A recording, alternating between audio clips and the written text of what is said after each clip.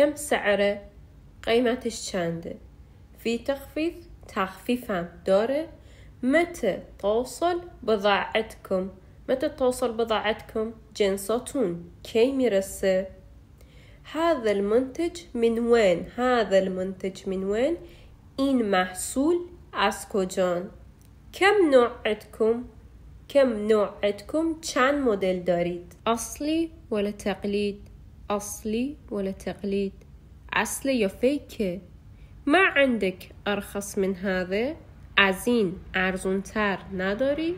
تدور على شيء معين، تدور على شيء معين، دنبال چیز معین یا خاصی میگردی؟ یا تريد شيء معين، چیز خاصی میخوای، چیز معینی میخوای؟ الان من میخوام بگم همه چی هست، ولی منظورم اینه که همه چی موجوده. اگه بخوام بگم همه چی هست برای میشه کل شی موجود، ولی من میخوام بگم همه چی موجوده.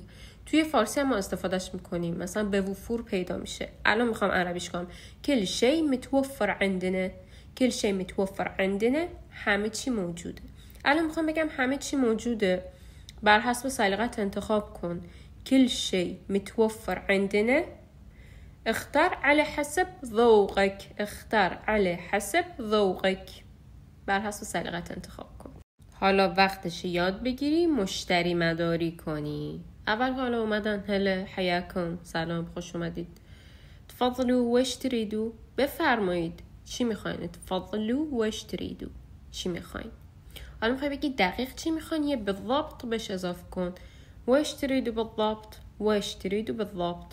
حالا میخوای بگی دقیق چی میخواین، میتونم کمکتون کنم. تفضلوا وش تريدوا بالضبط، اقدر اساعدكم، اقدر اساعدكم، میتونم کمکتون کنم. دیگه آقا میبینی مشتری نیست، میخوای بندازی بهش اینا رو بگو. هذه اصلی مضمون، این اصلی ضمانتی. شوف جودتها ممتازه، جودتها ممتازه، كيفيتش عالية. خذ لك لفة إذا حصلت أحسن من هذا أو أفضل من هذا. برو یه چرخی بزن اگه از این بهتر پیدا کردی. بعطيك تخفيض، حتی تخفیفم بهت میدم حتی.